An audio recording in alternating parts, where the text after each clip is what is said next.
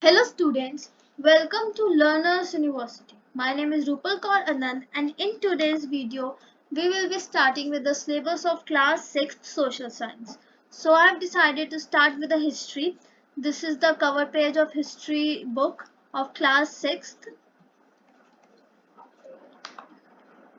So today we are going to start with the chapter 1, what, where, how and when. So basically when we are learning about history in Class 6th history, you will be learning how early humans lived and how about the civilization, what were found at that time. We will be learning about some ancient texts and time of Ashoka, most probably. And in this is all it's in sixth class, basically introduction of history. And then in seventh standard, you will be learning about Mughal Empire, Sultanate period, Rajputs, and all these Marathas and all the like Indian rulers that were part of our history. In eighth standard, we will be learning about British period. British period. So let's start with the chapter. Why we are learning.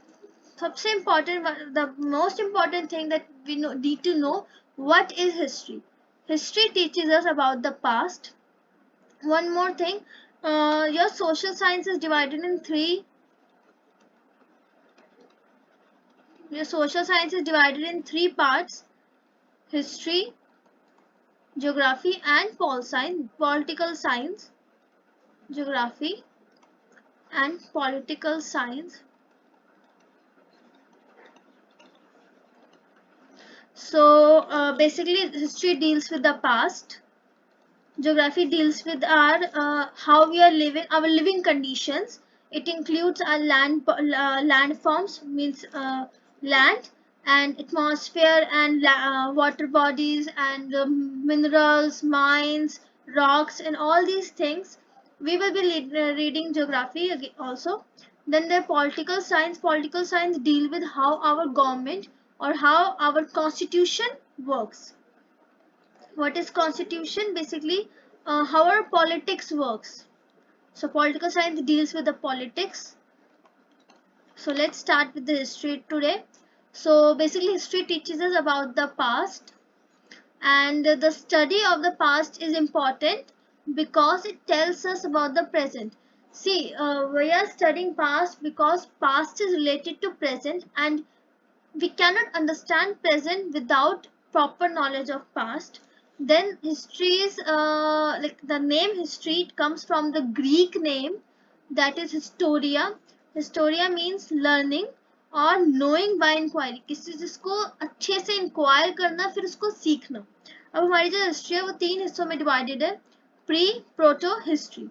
Pre history वो period है जब हमारे पास writings नहीं थी. जो return कुछ भी हमारे पास रिटर्न डॉक्यूमेंट्स, रिटर्न चीजें नहीं है. और तो हम किस पे डिपेंडेंट, हमें कैसे पता कि प्री हिस्ट्री नाम की कुछ चीज है. प्री हिस्ट्री एग्जिस्ट इसलिए करती है क्योंकि उस टाइम पे जो जो हमारे इस टाइम पे हम लोग देखते हैं कि उस टाइम के लोग कौन कौन से यूटेंसिल्स यूज करते थे या फिर टूल्स यूज करते थे. बोन्स किस टाइप की हैं, कॉइन्स कैसे हैं, या टूल्स हम जब ग्राउंड को डग करते हैं या खोदते हैं तो हमें उस टाइम की ज्वेलरी मिलती है, उस टाइम की सिविलाइज्ड चीजें मिलती हैं. मतलब उस टाइम पे लोग अर्ली ह्यूमंस क्या क्या यूज करते थे, कैसे यूज करते थे. अब ये जो स्टडी है, ठीक है, knowing the ancient period through scientific analysis of physical remains यही हो गए.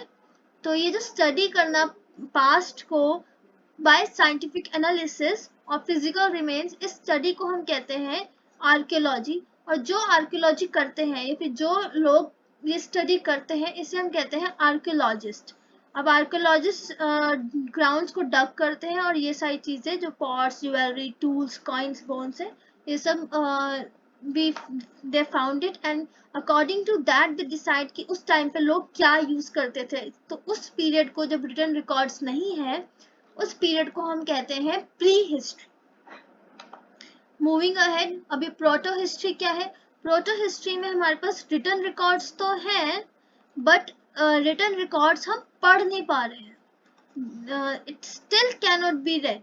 मतलब कुछ तो पढ़ पा रहे हैं बट बहुत सारे रिटर्न रिकॉर्ड्स हम पढ़ नहीं पा रहे हैं। ऐसा क्या है रिटर्न रिकॉर्ड्स में, वो लैंग्वेज हमें समझ से बाहर है। कभी कभी आप देखते हो कि किसी स्टोन्स पे या किसी केव्स में, जब आप घूमने जाते हैं, एलिफेंटा केव्स किसी ने घूमी हो मुंबई में, या फिर आप कुतुब मीनार जा रहे हो, लाल किला जा रहे हो, तो कुछ लिखा होता है। कभी कभी वो जो राइटिंग्स है हम पढ़ नहीं पाते, तो वो जो राइटिंग्स है जो हम पढ़ नहीं पा रहे, तो इसका मतलब है कि वो प्रोटो हिस्ट्री का पार्ट है। ऐसी राइटिंग्स, ऐसे रिटर्न रिकॉर्ड्स जो इतने मुश्किल है कि हम उसको पढ़ ही नहीं पा रहे, उसकी लैंग्वेज ही एकदम डिफिकल्ट है, वो पीरियड हमारा प्रोटो हिस्ट्री में आता है। Written records but they are very few and still can not be read. अब ये जो आर्कोलॉजिकल सोर्सेज हैं, ये मेन यानी कि आर्कोलॉजिकल सोर्सेज यानी कि टूल्स, जिसकी हमने बात की थी, ये टूल्स, कॉइन्स, उस टाइम की जो चीजें हमें ग्राउंड डक करके मिली है, वही सब चीजें के बेसिस पे हम गेस करते हैं कि यहाँ के लोग ऐसे रहते होंगे, ये सब करते होंगे, क्योंकि हम उनकी चीजों को पढ़ नहीं पा रहे, उनकी हिस्ट्री को नहीं पढ़ पा रहे अभी। इसका सबसे बड़ा एग्जाम्पल है इंडस वैली सिविलाइजेशन। कभी अच्छे से इंडस वैली सिविलाइजेशन एक्सप्लेन करेंगे, बट इंडस वैली सिविलाइजेशन हमारे इंडिया और पाकिस्तान के बीच में, पाकिस्तान और इंडिया के टाइप बीच का एरिया था, जहाँ पे लोग सिविलाइज्ड रहते थे। सिंध रिवर जिसे कहते हैं उसके पास रहते थे। अच्छे से किसी दिन एक्सप्लेन करूंगी इंडस वैली सिविलाइजेशन, बट अभी इंपॉर्टेंट चीज ये है कि Indus Valley Civilisation is an example of proto history. Moving ahead हम देखते हैं कि हमारा हिस्ट्री क्या है। हिस्ट्री वो पीरियड है जब हमारे पास रिटर्न रिकॉर्ड्स हैं भी, और हम ये रिटर्न रिकॉर्ड्स को पढ़ भी पा रहे हैं। It can be read and we also have it. अब ये जो रिटर्न रिकॉर्ड्स हैं, किस ये दो टाइप में है। एक इंस्क्रिप्शंस की फॉर्म में, वैसे तो अगली वीडियो में मैं अच्छे से एक्सप्लेन करूंगी, बट थोड़ा सा हिंट दे देती हूँ कि जो रिटर्न रिकॉर्ड्स हमें मिलते कैसे हैं, कि यहाँ कुछ लिखा हुआ है। ये दो किस्म की चीजों में मिलते हैं, एक इंस्क्रिप्शंस में, इंस्क्रिप्शंस राइटिंग गलत, इंस्क्रिप्शंस एंड मनुस्क्रिप्ट्स, ये देखो मनुस्क्रिप्ट्स भी गलत, एंड मनुस्क्रिप्ट्स।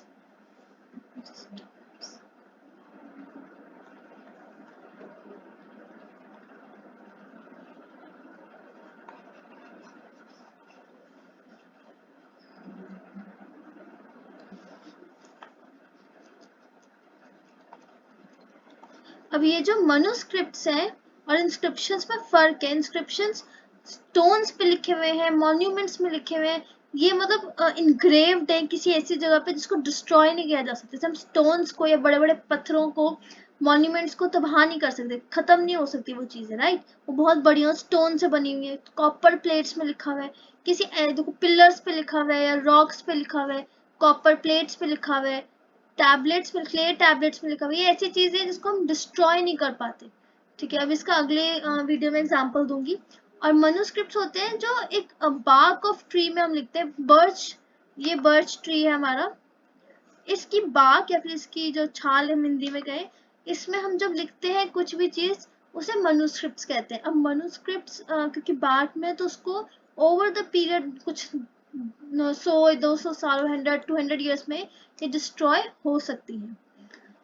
तो ये जो एविडेंस है काफी तो डिस्ट्रॉय हो चुके हैं, बट जो हैं that's a rich source of information. ये हमारी बर्च ट्री की छाल है। इसके साथ हमारी ये वीडियो खत्म होती है। और अभी मुझे पता है ज्यादा हमारे टॉपिक्स नहीं हुए हैं। ओ राइट, यहाँ पे डेट्स पे मैं भूल गई थी। तो सी हमारी जो डेट्स हैं वो दो टाइप की है। मतलब हम जब डेट्स की बात करते हैं तो हम एक टाइमलाइन बनाते हैं क्रिश्चियन कैलेंडर के हिसाब से। क्रिश्चियन कैलेंडर में हमने एक जीसस क्राइस्ट का बर्थ है, हमने उसके बेस पे इन्होंने टाइमलाइन बनाई है। तो ये जो हम इंग्लिश कैलेंडर देखते हैं इस टाइम पे, जनवरी फरवरी उसी टाइम पे है। तो जो जीसस क्राइस्ट के बर्थ के बाद वाला टाइम है उसे हम एडी कहते हैं, या इसको जाना जाता है एनो डोमिनी के नाम से। पहले इसको बोलते थे आफ्टर डेथ, बट वो चेंज करके एनो डोमिनी के नाम से जाना जाता है। और इसके पीछे के पीरियड को हम बीसी कहते हैं, बिफोर क्राइस्ट, जब क्राइस्ट पैदा नहीं हुए थे। तो यही पूरा एक्सप्लेन लिखा हुआ है कि कैलेंडर, अच्छा सी अभी एक्सप्लेन करूंगी। CE refers to common era, ठीक है। बाकी जब जीसस क्राइस्ट, सारा वही चीज है। The year accepted Christ's birth is labeled as AD 1. Before it is labeled at 1 BC. Basically ये चीज़ें हमारी 800 AD में पता चला था हमें, बट हम अब इसको नाम देते हैं. और जब CE है, इसको हम कॉमन एरा भी कहते हैं, क्रिश्चियन एरा भी कहते हैं, करंट एरा भी कहते हैं. तो कभी कभी हम बिफोर कॉमन एरा या बिफोर क्रिश्चियन एरा या बिफोर करंट एरा, तो लेकिन बिफोर कॉमन एरा सबसे ज़्यादा एक्सेप्टेबल है. इसके बाद हमारा BC है, बिफोर क्राइस्ट, जो मैं बात कर रही थी.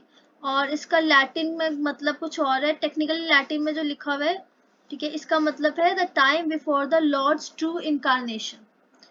तो अब ये जो CE है और BCE है, अभी मैंने इसका एक्सप्लेन कर चुकी हूँ कि CE यानी कि common era, BCE before common era. अच्छा, these abbreviations have been persistently used by Jewish academics for more than 100 years but become much popular later fragment in the 20th century.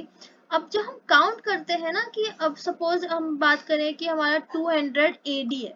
सी, अब जब ये जो सपोज जीसस क्राइस्ट, यहाँ पे Jesus Christ का जन्म हुआ है, अब बॉर्न, ये AD है और ये BC है.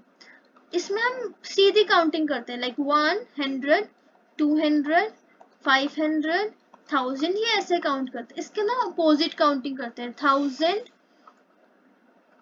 900, 800. तो इसका मतलब है कि हमारा जो 800 है, ये वाला टाइम पहले आया था एज कंपेयर टू 1000.